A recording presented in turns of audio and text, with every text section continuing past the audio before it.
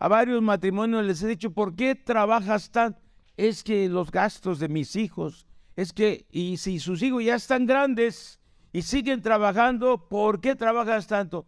Tengo que dejarles algo a mis hijos. Tengo que dejarles algo a mis hijos. ¿Y por qué trabajas tanto?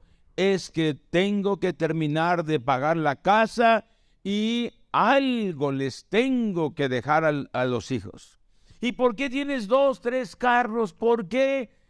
¿Y por qué los estás pagando? Es que mis hijos los necesitan. Necesito llevarlos a la escuela, necesito que ellos también tengan su carro para que vayan al trabajo. Entonces todo lo que tú haces, tal parece que gira alrededor de tu próxima generación. Tal parece que todo gira alrededor de tu próxima generación. Por eso vamos a ver la lección 1, pasando la estafeta. Y algunos de ustedes en el área económica ya están pasando la estafeta. Algunos de ustedes en el vehículo ya le dieron el vehículo a su hijo, ya pasaron la estafeta. Algunos de ustedes ya desocuparon su casita inicial y ya se la dejaron a su hijo o a su hija. Ya están pasando la estafeta en el área de una casita, en el área de un vehículo. Ya algunos de ustedes son jubilados y ¿a quién le pasaron la estafeta laboral? Todavía algunos lograron pasársela a su hijo o a su hija. Y todavía hay leyes donde en algunos trabajos puedes pasarle la estafeta laboral a tus hijos. Si te das cuenta, toda tu actividad mayormente está destinada a tu próxima generación. A tu próxima generación. Por eso este tema es muy imprescindible para los matrimonios. Lección 1, pasando la estafeta, o en la traducción americana, pasando el testigo. ¿Alguna vez te has preguntado por qué Dios eligió a Abraham como el padre del pueblo elegido? ¿Y por qué? Pues si te has hecho esa pregunta, ¿cómo Dios escogió a Abraham? ¿Sí? ¿Por qué a él? ¿Por qué no eligió a un isleño del Pacífico en Europa, África, India o Asia? ¿Por qué Dios eligió a ese varón como una figura solitaria del Medio Oriente que vivía en Ur de los Caldeos? Hace un año vino acá cuando tenía un mes. Ahora ya tiene un año, mire. ¿Se acuerdan de que vino al hielo un bebito? Pues este es el bebito, ahora tiene un año.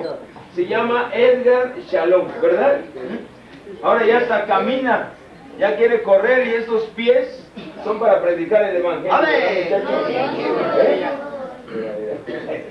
Bueno, pues sigue por ahí caminando. Ven.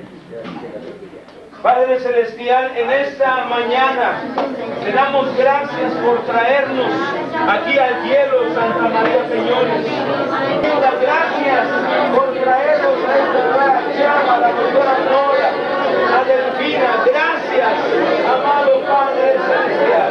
Gracias.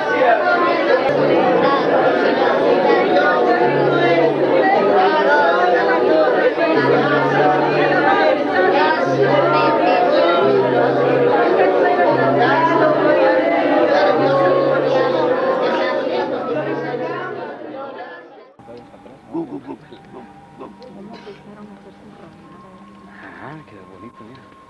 Es un portalito.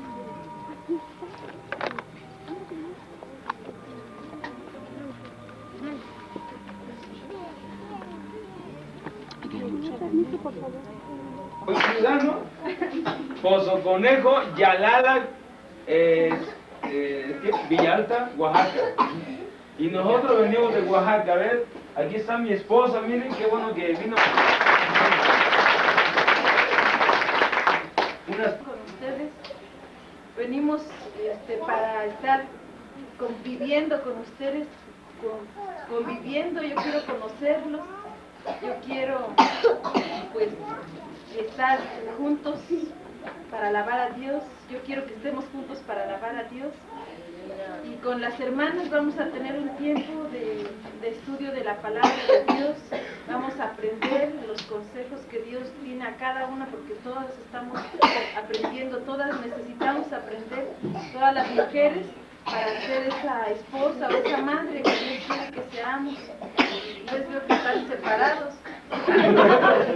Exactamente, la suegra se puso en medio, ¿ves? Ay, ¿qué están peleados, hermano? Bueno, ahorita nos sentamos juntos, a ver, ¿qué más? Pues estaremos hablando con las mamás que tienen bebés también, para que Dios hable una palabra para las, tanto a La alimentación de sus hijos, pues también cada uno que viene en dar un voto. Porque ahí envía Jehová bendición y vida eterna, ¿verdad? Con nosotros, ¿verdad?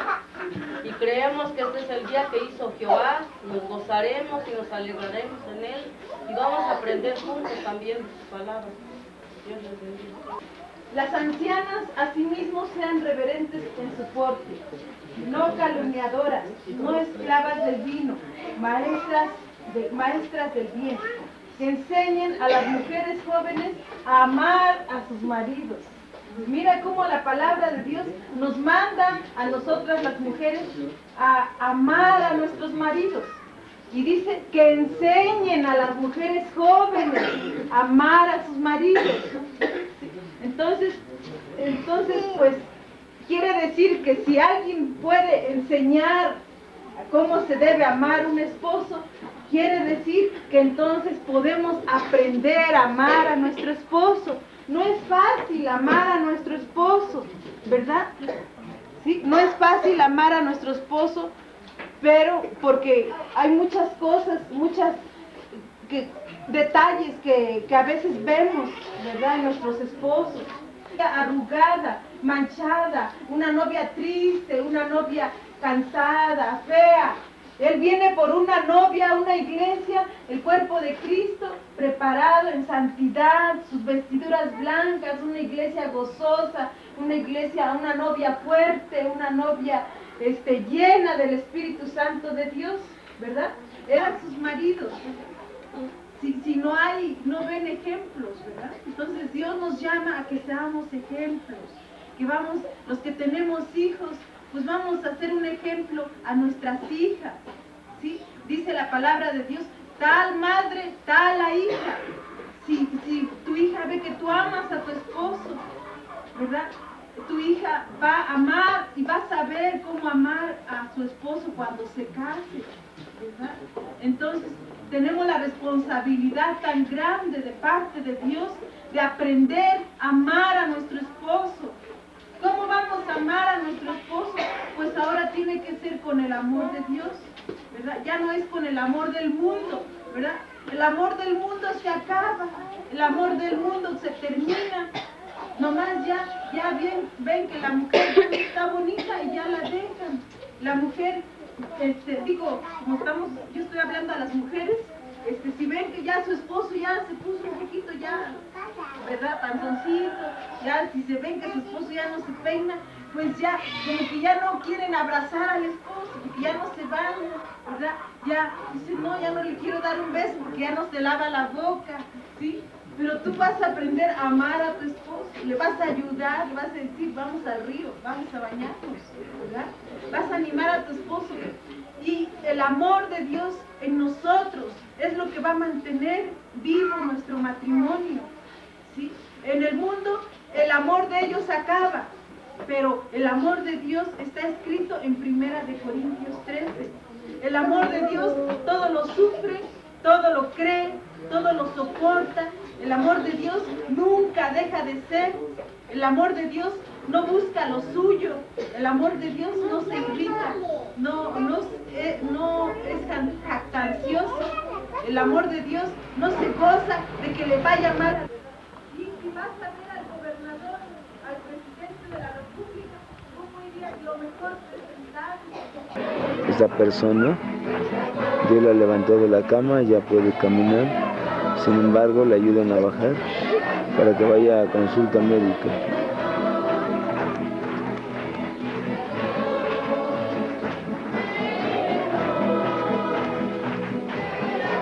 Ya se van a San Pedro Cholula estos creyentes muy fieles.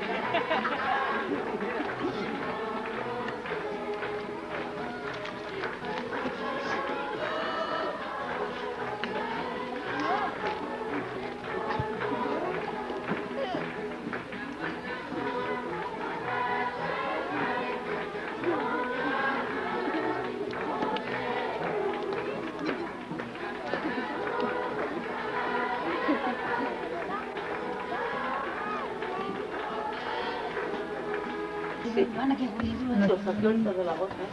Sí, mira, sí le queda así. O le damos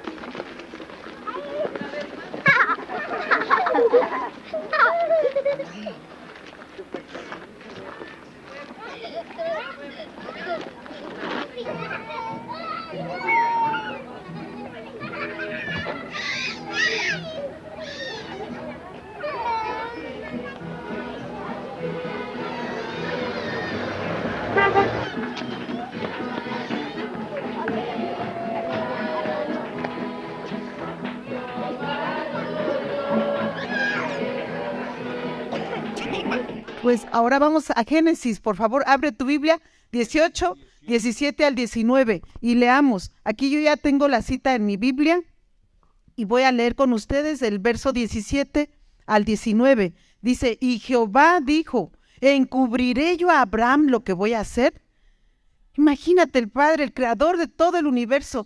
Verso 18, habiendo de ser Abraham una nación grande y fuerte, y habiendo de ser benditas en él todas las naciones de la tierra.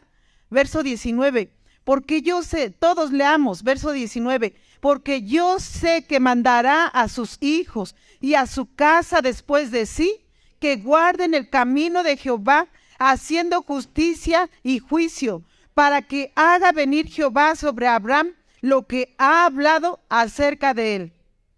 Lo que Dios comienza en ti, tú no sabes que Dios lo va a completar en tu demás descendencia. Por eso, si eres pionero en la fe, échale ganas. Nunca te desanimes de la vida cristiana, porque así vienen las siguientes generaciones afirmándose y Dios cumplirá lo que ha hablado acerca de ti también.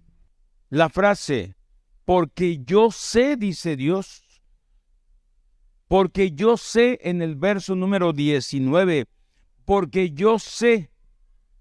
¿Qué quiere decir yo sé? Yo lo elegí o yo lo escogí. ¿Y por qué Dios eligió a Abraham? Dios es claro. La única razón fue esta: Él ordenará a sus hijos y a sus familias que se mantengan en el camino del Señor, haciendo lo que es correcto y justo. Entonces yo haré por Abraham todo lo que he prometido. Una clave para que vivas mucho tiempo, ¿sabes qué es? Una clave para que vivas mucho tiempo, ¿sabes qué es? ¿Cuántos varones quieren vivir mucho tiempo? ¿Cuántas damas? Ahora la pregunta es, ¿quién se irá primero? ¿Quién se irá primero? ¿Quién se irá primero? Y ahorita, aunque te pongas así medio pensativo, pero eso es una plática, una conversación muy común en muchos matrimonios. Además, ya estás pensando, ¿a quién le dejo esta casita? ¿A quién le dejo ese terrenito, sí o no? Porque ya estás pensando en irte. ¿A quién le dejo aquello? Ya estás pensando, algunos son matrimonios jóvenes y ya están hablando. Es que, ¿qué tal si me pasa algo repentinamente?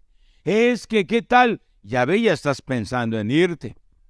Una clave para que vivas mucho tiempo: que Dios sepa que tú les vas a enseñar a tus hijos la palabra de Dios. Y ahí es donde Dios no dejará que te mueras. Hace un ratito, yo cuando lloro, recuerdo esos sucesos, lloro de agradecimiento. Mucho en mí, cuando empiezo a platicar de cómo Dios me rescató de la muerte, emerge en mí un agradecimiento porque me voy a ese momento, como Dios me rescató en su gracia y Señor, gracias, el agradecimiento, por eso lloro. Pero ¿sabes por qué Dios me dio vida? ¿Sabes por qué de ese balazo y luego esas 4 cirugías? Porque Él sabía que no nada más yo iba a predicar el evangelio a otras personas. Él sabía que iba a tener 2 hijas y un hijo. Yo no lo sabía, era soltero, pero Él sí lo sabía. Y Él sabía que yo iba a ser muy esmerado en sembrar la palabra en ellos, estando en el vientre de Blanquita, su mamá, hablándole la palabra. Ella embarazada en la oración, embarazada en las reuniones de damas, embarazada en reuniones de líderes, embarazada yendo a misiones, embarazada viajando a cárceles, a hospitales, porque estaba yo pensando en el que estaba allá adentro, o sea, Kelly, Zoé y Shalom. Y ahora nos da un gusto que ellos estén de este lado del sur de México, el otro en el norte de México y la otra allá en La Llave, la ciudad llave, Acayucan. En el caso de Zoé, en el caso de Kelly, en el caso de Shalom. ¿Por qué? Porque yo sé, esa es una clave para que vivas mucho tiempo. Y Dios de veras no te dejará morir. Y Dios no te dejará morir. Porque tú podrás anunciar la palabra a tu próxima generación. Les dije, Salmo 145, ¿qué dice por ahí? Salmo 145, 4. Generación a generación celebrará tus obras y anunciará tus poderosos hechos. Este taller servirá de muchas cosas. De que sí, prepara tu testamento. Preparar un testamento no es pensar trágicamente o dramáticamente. Preparar un testamento es signo y demostración que en ti está una actitud de dar hacia tus hijos que te han acompañado toda la vida. Pero no es que hagas el testamento porque ya te vas a morir. Haces el testamento porque eres un dador. Tú cuando preparas tu comida a tus hijos, mamá, estás pensando que van a venir, que van a llegar. No estás pensando en que ya vas a morir. Quieres que ellos disfruten tu guisado. Ellos también quieren disfrutar ya tu herencia, la herencia que tú les des. Ya. Entonces, en ese taller hablaremos también de hacer un testamento. He hablado con notarios en años pasados, aún con autoridades que competen a esta cuestión de las herencias. Y hay muchísimos casos en nuestra cultura mexicana y oaxaqueña donde las casas están intestadas, donde aquel terreno está intestado. Y claro, de ahí se han aprovechado los malos, hasta la delincuencia se ha aprovechado, los paracaidistas se han aprovechado, porque ven ahí intestado, órale, es nuestro, es nuestro. ¿Por qué dice casa intestada, terreno intestado? Porque los dueños en vida nunca decidieron, no decidieron, lo pensaron mucho para dejarle eso a sus hijos o nietos o sobrinos o primos, y mejor otros los están aprovechando. Gente mala que hasta ha puesto antros, ha puesto moteles, ha puesto otras cosas. Y esto lo saben muchas autoridades. Por eso esos casos, cuando allá en esas oficinas lo saben, mira, te pasan el anuncio, aquel terreno, aquella casa, pues órale, vamos. Entonces, el testamento es muy importante. Y uno de los legados más importantes es la palabra de Dios, ¿no? Aunado a lo que está hablando mi esposo aquí, que Dios te dará más vida si tú te propones darle a la siguiente generación la palabra de vida, a tus hijitos, a tus niños, a tus jóvenes. Y esto me recuerda a mí lo que dice el Salmos 92 en el verso 10, dice, pero Él aumentará tus fuerzas. Busquen el Salmo 92:10. Por favor, Salmo 92:10. ¿Ya lo encontraron? Adelante. Todos, pero tú aumentarás mis fuerzas como las del búfalo. Seré ungido con aceite fresco. Y luego lean conmigo el verso 14 de ese mismo capítulo. Lean conmigo. Aún en la vejez fructificarán, estarán vigorosos y verdes para anunciar, ahí está, la labor. ¿Por qué quieres que Dios te dé más vida? ¿Por qué quieres que Dios te extienda la vida, te extienda? Dice aquí el propósito es para anunciar los poderosos hechos del Señor, para anunciar todos los beneficios que ya Dios ha hecho en tu vida. Dice, para anunciar que Jehová mi fortaleza es recto y que en él no hay injusticia. Y también en el Salmo 71 está hablando allí la oración. Vayan al Salmo 71, verso número 18. Aún en la vejez y las canas, oh Dios, no me desampares hasta que anuncie tu poder. La posteridad. ¡Qué buen propósito! A veces alguien quiere llegar anciano y tener larga vida, buena vida, y dice, no, pues solamente para pasarla, solamente para criar pollitos o más. Para ver a mis animalitos, para atender a mis animalitos, ¿no? Para regar mis plantitas, no. Aquí Dios nos lanza una visión mayor. Queremos vida para anunciar a la posteridad y tu potencia a todos los que han de venir. A los no nacidos, aún a los no nacidos y que están en potencia en tus hijos o nietos. Mira, ahora todos, ya si llegaron al Salmo 71, 18, leamos todos, por favor. Aún en la vejez y las canas, oh Dios, no me desampares hasta que anuncie tu poder a la posteridad y tu potencia a todos los que han de venir. Fíjate, ahí están. Aún si está en el vientre la criaturita, o si todavía no está en el vientre, pero está en el corazón de Dios, y si Dios sabe que tú te encargarás de enseñar la palabra a ellos, pues es buen propósito para tener larga vida. Dios sabía que Abraham tendría en cuenta a las generaciones que transmitiría satisfactoriamente lo que había aprendido y que entrenaría a las próximas generaciones a seguir a Dios en sus mandamientos. Dios lo iba a hacer a través de Abraham. Ustedes y yo necesitamos comprometernos a transmitir la verdad, la historia y la realidad de Dios a las otras generaciones. Dice, si esa fue la única razón por la cual Dios eligió a Abraham, por medio del cual todas las naciones serían bendecidas, nos dice mucho sobre lo importante que es hoy en día pensar y actuar en función de las generaciones. Yo creo que ese solo pasaje, esa sola escritura bíblica sería suficiente para comprobar que debemos pensar en función de las generaciones, pero la Biblia está llena de pasajes que destacan el pensamiento generacional.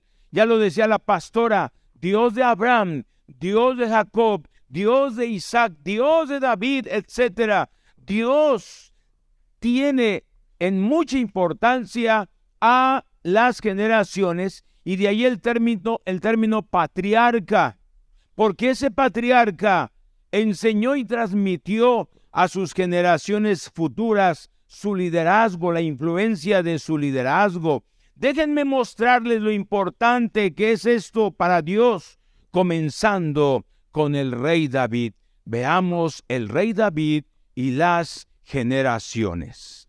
¿Qué dice el Salmo 71, 17 al 18, Pastora Blanca? Sí, este versículo me emociona mucho, el 17, porque sí quiero llegar a más de 90 años, ¿verdad? Donde yo tenga la oportunidad de darle la palabra a mis hijos. Solamente a más de nietos. 90, pastora. Sí, ¿Qué más pasó, de 90. pastora? ¿Sabes? Si dice Mira, eso, ¿cuánto le queda? por el ejemplo de este versículo, por este versículo que dice, oh Dios, me enseñaste desde mi juventud y hasta ahora, dice, he manifestado tus maravillas. Imagínate que desde joven y aun que llegó a viejo, no se olvidó de manifestar las maravillas del Señor.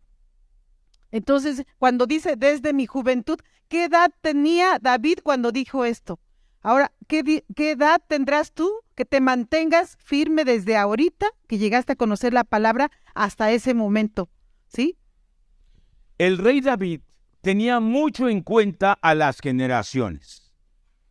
Él oraba para que Dios le diera la fuerza suficiente para transmitir lo que sabía de Dios a los que vinieran después de él. Pero las palabras de David reflejan más que simplemente sus deseos o sentimientos personales. Al orar esa oración, él se alineaba perfectamente con lo que Dios deseaba para su vida y en consecuencia para la de ustedes, matrimonios, y la nuestra. Así que Dios está pensando en ti, de que tú estás pensando en las próximas generaciones. El pensamiento se expresa ya en el Salmo 78.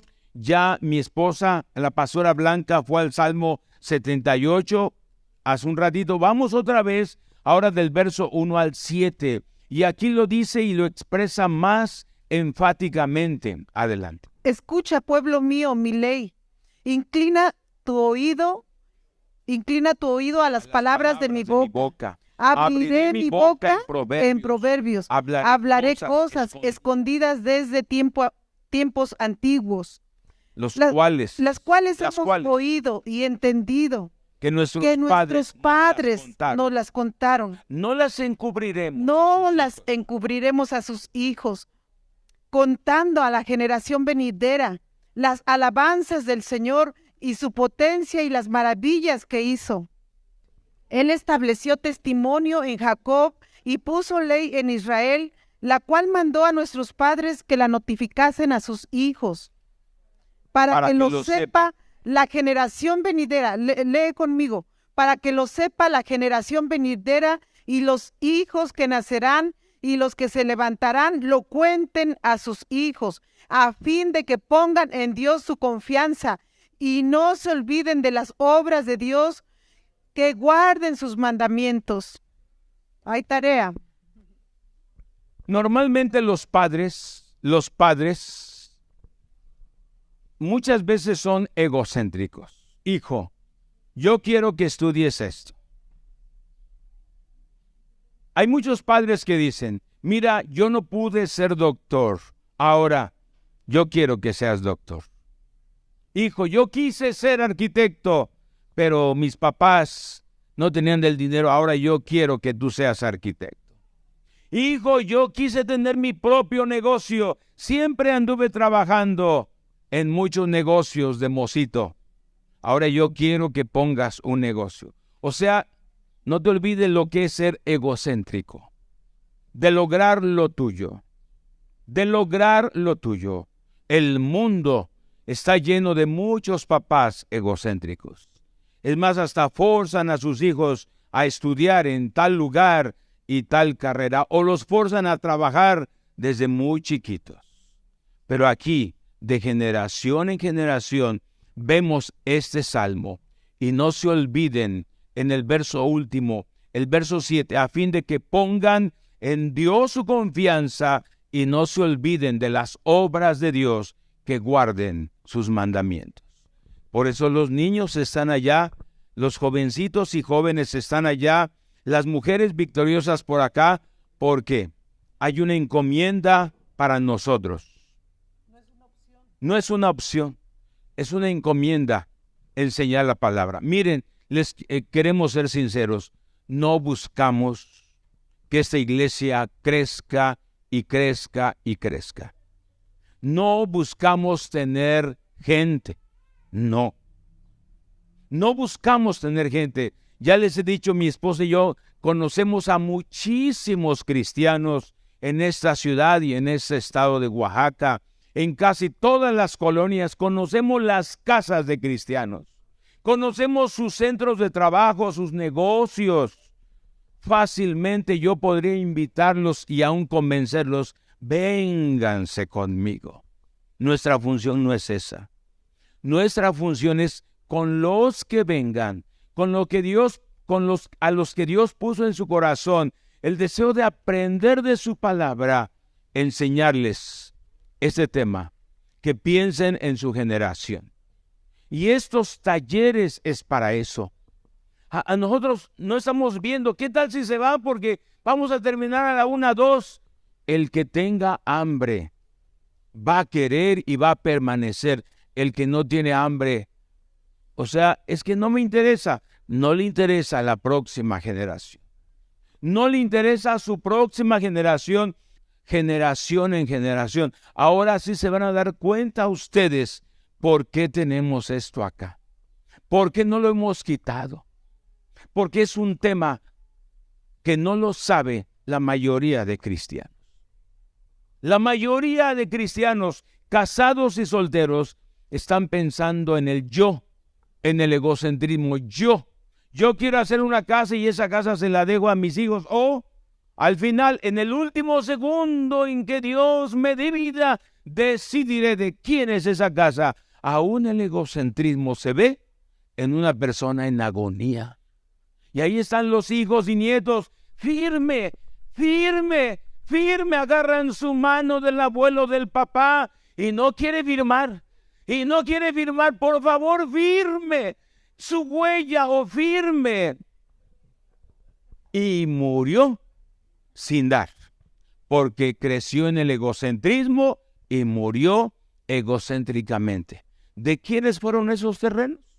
Esas casas tan bonitas, de paracaidistas o de abogados demasiado listos, o de personas que eso sí, pudieron falsificar la firma, etcétera, muchas cosas. Entonces, este tema es para que salgas del egocentrismo y te enfoques en el verdadero legado como lo hizo David. Observen en el verso 5 que Dios le ordenó, vean ahí sus libros, que Dios le ordenó a su pueblo transmitir sus enseñanzas a todas las generaciones.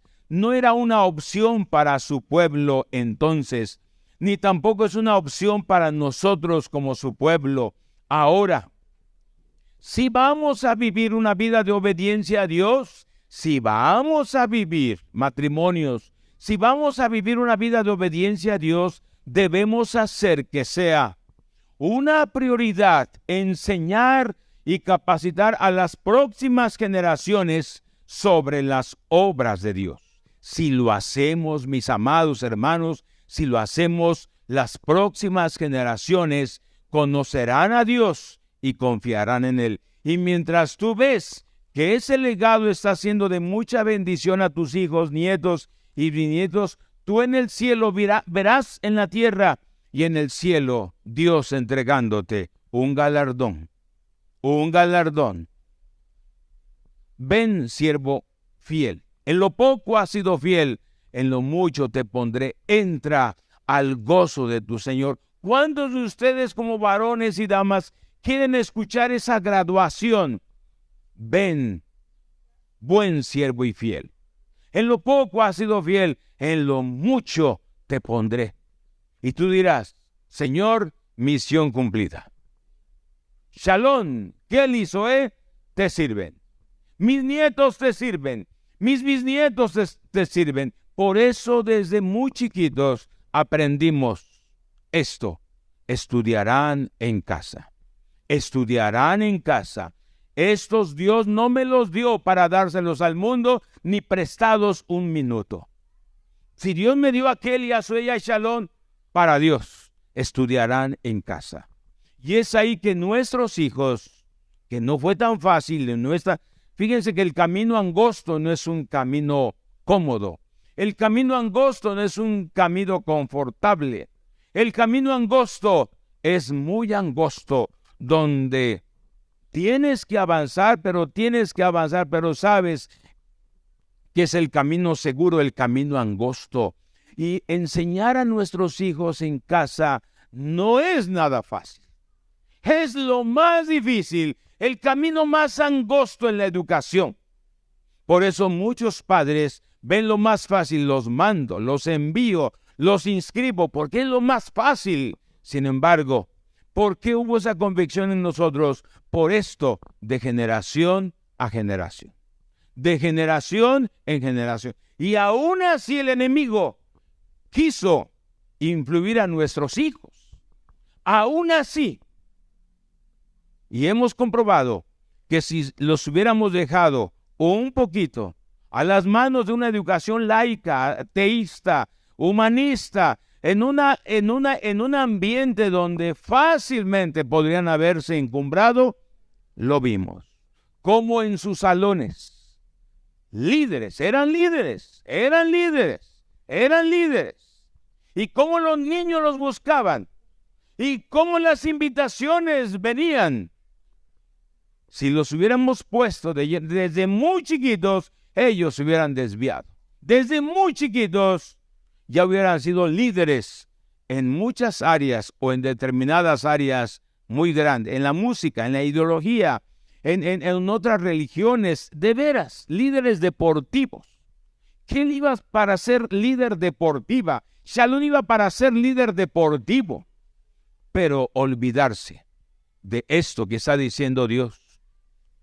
Aprender de su palabra y también ellos fueran transmisores de esta palabra. Ahora, ya que están adultos, fíjense que en el caso de Shalom, Kelly y Zoé, no estamos afanados en que se casen.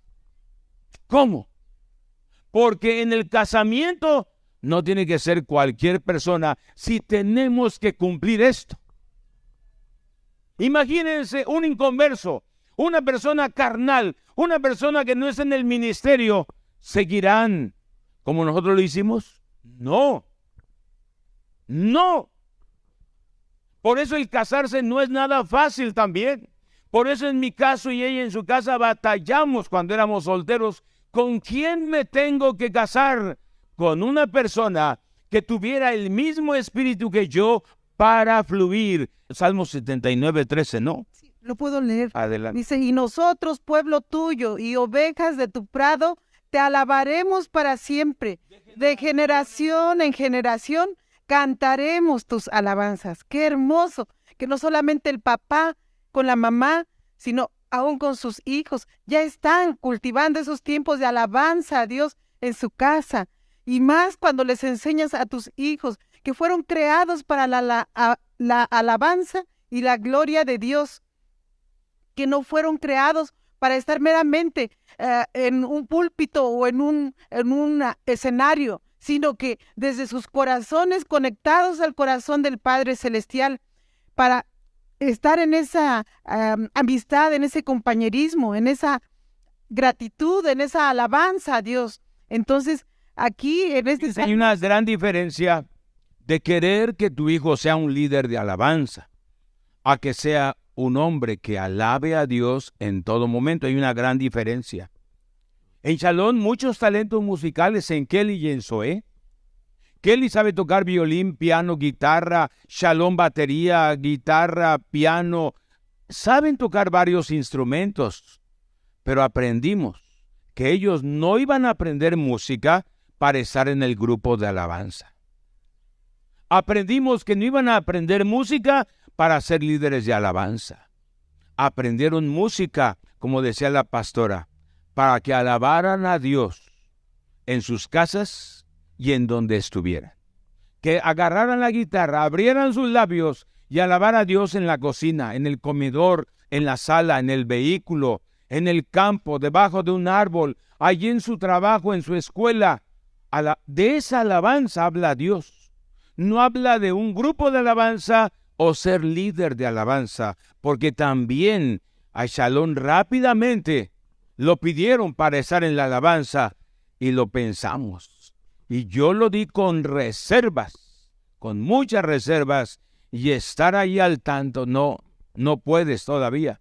Es que me invitaron al ensayo, no puedes todavía. Es que de veras, ¿cómo le rogaron? Detente. Si no, voy y hablo con ellos. Como dice aquí, te alabaremos para siempre.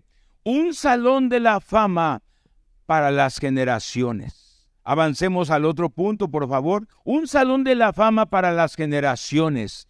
El capítulo 11 de Hebreos, vayan allá, el capítulo 11 de Hebreos ha sido llamado por algunos el salón de la fama de la fe. En él encontramos una larga lista de hombres y mujeres que hicieron hazañas para Dios y que confiaron en Él cuando se vieron enfrentados a obstáculos insuperables y a situaciones imposibles. Un día, mientras releía este increíble capítulo 11, me di cuenta de algo. Todos estos héroes y heroínas de la fe aparecen de forma consecutiva y por generaciones. Fíjense que el escritor comienza nombrando a las personas individualmente como Abel. Próxima generación, Enoc. Después de Enoc, la próxima generación, Abraham. Después de Abraham, Sara. De Sara, José. De José, Moisés. Luego después, antes de entrar a la tierra prometida, Rahab. Después comienza a agruparlos por periodos de la historia, como en los casos de Gedeón, Barak. Barak, ¿se acuerdan de Barak que estuvo allá con Débora? Era su general de Débora. Sansón y Jefté, que fueron todos del periodo de los jueces. Esta lista generacional nos lleva al capítulo 12, de donde se deduce una gran verdad con relación a la carrera que debemos correr o al trabajo que debemos cumplir para Cristo. Hebreos 12:1, Pastora Blanca. Hebreos 12:1 resume el capítulo 11 de esta forma. Por tanto, nosotros también, teniendo en derredor nuestro tan grande nube de testigos, despojémonos de todo peso y del pecado que nos asedia, y corramos, lee conmigo, y corramos con paciencia la carrera que tenemos por delante.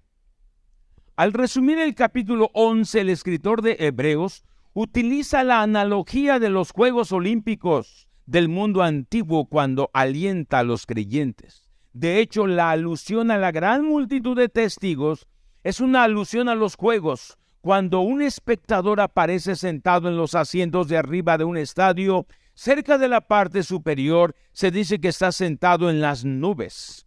Yo me crié llamando a esas sillas como la sección del paraíso. Antier veía un video con mi esposa recordando el año 1999, el año 2000. Y ahí salió el maestro Bulmaro, la maestra Graciela y todos sus hijos. La doctora Rosita, una niñita. Lupita, una niñita. Ahí Oscar, un chamaquito. Miguel, un chamaquito. Cuando fuimos al Estadio Azteca a la celebración de Jesús, el nombre de Jesús, y se llenó el Estadio Azteca. Y vimos esos videos. Y al ver esos videos, Shalom estaba de 1 año, Zoe de 4 años, Kelly de 7 años. Y es bonito. Kelly, mira aquí el carro.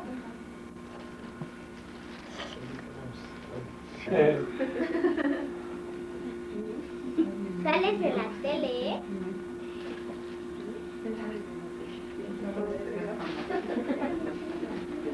No, mejor no te digo.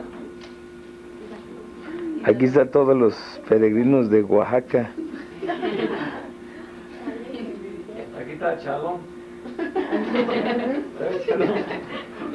Todos los peregrinos de Oaxaca viniendo a ver al Coloso, ¿no? Aquí. Bueno, pues. ¿Cuánto es Shalom? A ver.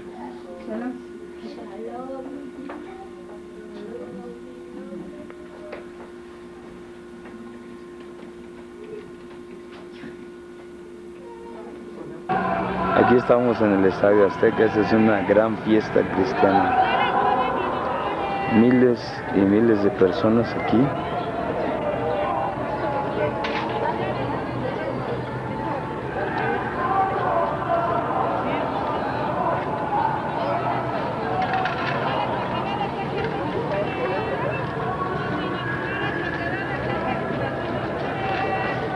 Cientos y cientos de autobuses.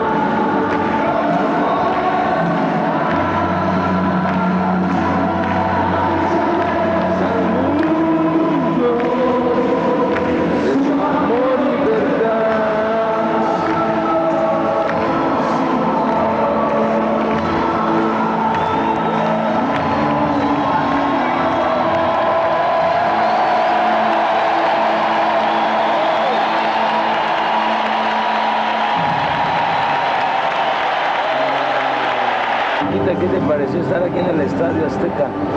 ¿Eh? ¿Qué te pareció estar aquí en el Estadio Azteca?